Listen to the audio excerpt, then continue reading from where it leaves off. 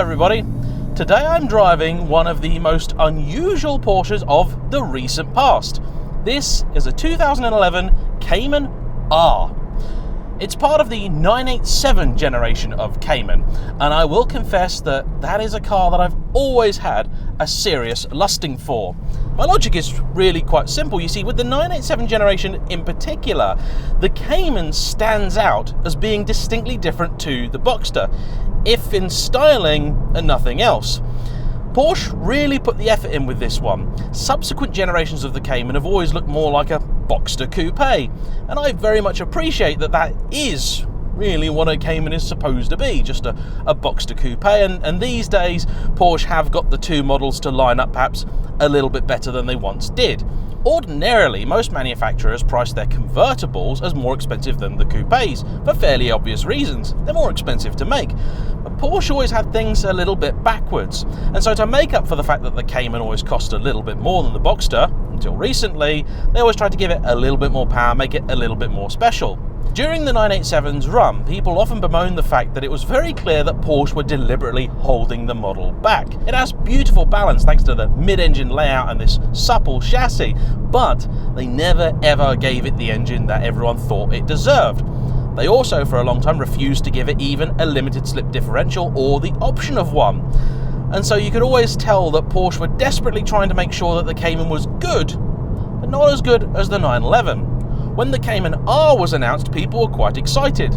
The R badge had been dormant for quite some time, but when in the past it had been used, it was attached to some pretty special machinery. And so everyone was hoping that this was finally going to be the Cayman as the Cayman should have been. When it came out, it's fair to say that I think a lot of people were very disappointed. What they were expecting is really what the later Cayman GT4 was, but what they got was essentially a Cayman S with a few bits thrown in the bin. Now, granted, that's a very cynical approach, but that's pretty much what it looked like. After all, what is a Cayman R if you're just looking at the ingredients? Well, it's a Cayman S or Cayman Sport with the aero kit that was an option on earlier cars, a small power uplift by 10 horsepower from about 320 to about 330, and a bit of weight saving. But that weight saving came mostly through what I would call fairly lazy means. The overall saving claimed for this car was 54 kilos, but some of that was achieved through chucking the aircon in the bin, chucking the radio in the bin. There was some genuine proper weight saving in here too though. It's got the aluminium doors from a 997 GT3, which is easily done because back then these had the same doors as a 911. You also got some of the lightest wheels the Porsche had ever apparently fitted to a road car. And most importantly, these gorgeous carbon fiber bucket seats. They are brilliant. Now, for no cost, you could replace these with the normal heated seats from a regular car, and I've no idea why you would do that. None whatsoever. You could also option in a PDK gearbox in place of this 6-speed manual. Likewise, you could also put the aircon and the stereo back in. If you wanted proper climate control, that was an extra. Alongside the body kit, the car also had some tarty graphics, and there was at least one special colour option, a peridot green I believe it's called. Very nice shade, and it's the one that I always think of when anyone says Cayman R to me. And for many enthusiasts, really the Cayman R felt almost like a bit of a spit in the face by Porsche, who promised so much and seemed to deliver so little. And yet, nearly a decade on, the Cayman R is now revered as some forgotten gem, a brilliant car that was greatly misunderstood. I'm a cynical old soul, it must be said. However, there is a lot, and I mean a lot, that I really do like about the Cayman R. I'll freely admit, a lot of the things I'm liking right about now you'd get with almost any 987 Cayman. A beautiful view of the road, this delicious, delicate hydraulic steering which has just got a really nice weighting to it. It's pretty gentle, pretty light, but loads of texture and feedback coming through it. It's better, I think, even than the 997 GTS that I drove the other day, and that's saying a hell of a lot. This 6-speed manual gearbox is as good as pretty much any you will ever use. And the Cayman also does look the part. The body kit is a bit sorry looking. It really is. The front end treatment I do like. The back end, not so much. Because the Cayman's designed to have the little protruding spoiler as it is, sticking something on top of that seems like, well, just an odd thing to do, really. These days, a Cayman R commands a fairly significant premium over a regular Cayman S. I suppose it might even be more of a premium, if not the same, as it did when it was new. You're still going to pay serious money for these, and unfortunately, because of that, and because of their reputation that they've gained, owners are afraid to drive them. This one has just shy of 40,000 miles on the clock, and its owner half-jokingly said to me that by the end of this review, his car will be entirely worthless. That is a shame.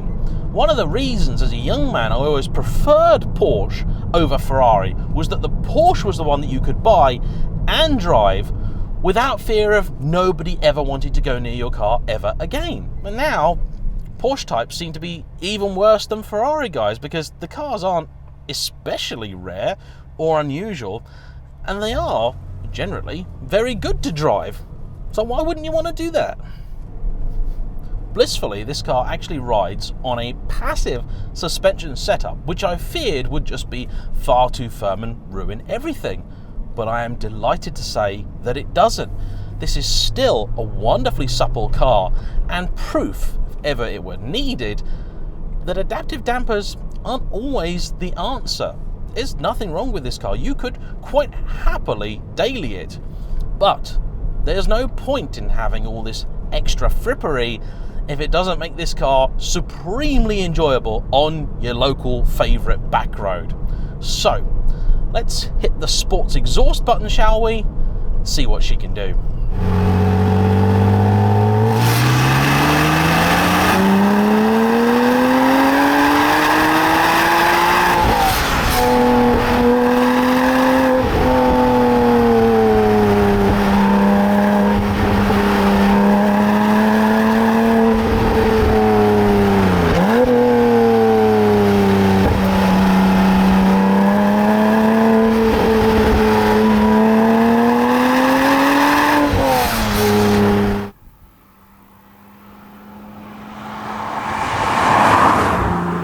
It's a common criticism of these older Caymans that they are just a little bit too long geared for their own good. And that is something that is very true of this. The little 3.4 litre direct injected flat six in here loves to rev. And because of that, it's such a shame then that you can do it so few times without doing silly speeds. Other than that though, this car is absolutely sublime. I have driven faster cars, much faster cars. I have driven cars with sharper handling. But as a tool to go down this kind of road, this is pretty much almost without peer. It just hits the sweet spot in pretty every single measurement that I can think of. It's absolutely wondrous. The engine sounds fantastic, the throttle is responsive, the brakes progressive, the steering light but feelsome, and that chassis, oh, I love the way a 911 feels, I really do. The steering is like nothing else, including the Cayman, and maybe the best of the 997s is a little bit more delicate to thread down this kind of road. But this entire car is talking and moving. That limited slip diff at the back is clearly working. I don't consider myself to be an expert driver. I don't. I'm just an enthusiast. But very few cars am I quite as happy to have move around under me as I am this. There's nothing daunting about it. I know exactly what is going on. If I were to pay the largest compliment that I possibly could to this car, I would call it Lotus-like. This really is bringing back memories of my old Evora. Now perhaps that car was a little bit better in a few ways, but do mean a little bit better. This, even the view out of the front is slightly reminiscent of that old thing from Hethel what I used to own.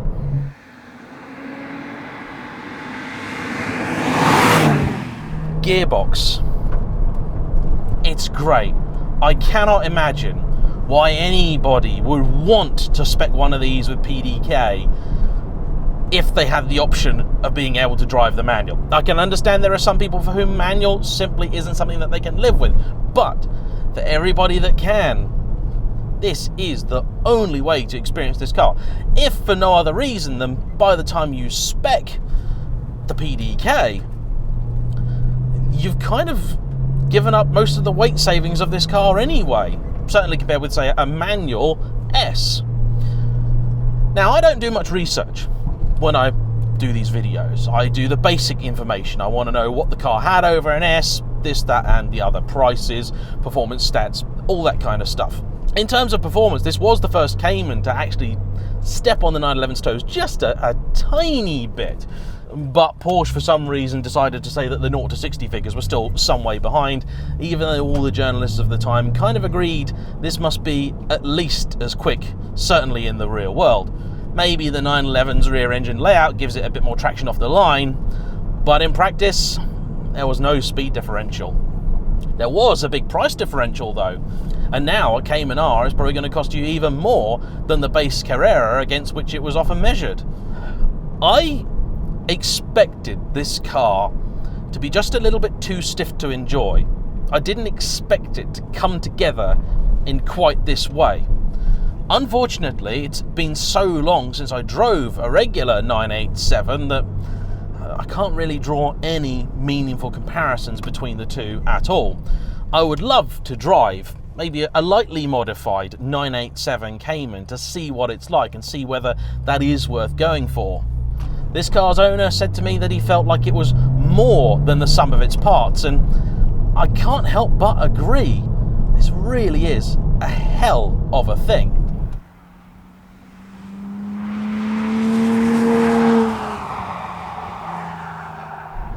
It's even quite refined in here, something which many modern specials wouldn't understand. This is 100% a car that you could use and daily drive. You got the odd little concession to this lightweight thing, like these little door pulls here, but honestly, they give you the impression of this car being far more stripped out and track focused than it really is. If you wanted to take this car on track, there's a hell of a lot of stuff I think you'd really want to change about it. And that's fine, because to me, this is a road car. I can't help but think, really, honestly, all this is a Cayman S, but a bit more. But that is all it ever needed to be. Simple as that. The base car is so good, you didn't want to do anything too radical with it. Porsche simply shouldn't have called it the Cayman R, because that R badge is so revered amongst Porsche enthusiasts, they just didn't do enough to warrant it. If you'd called this the Cayman Club Sport, I think it would have gone down absolutely perfectly. Would I pay the extra for an R over an S? That really is the $1,000,000 question, or more accurately, the sort of £10,000–15,000 question. I don't think that I would. And I don't think that I would for one very, very simple reason. I would want to go and get an 80–90,000 mile Cayman S that's been relatively well looked after, chuck some bits at it, build it my way, which would be very similar to this, and I would be perfectly happy with that car, because it's probably going to be just as good as this one. The major reason I wouldn't want to get into a Cayman R is simply because of all the politics of these limited editions that's cropped up now. It's a real shame, because ultimately there's one thing this car's brilliant at, and that's being driven. So to not let it do that is a crying shame. It really is. Thank you for watching. Please like, comment below, subscribe if you haven't already, and I'll see you all for the next one. Bye bye.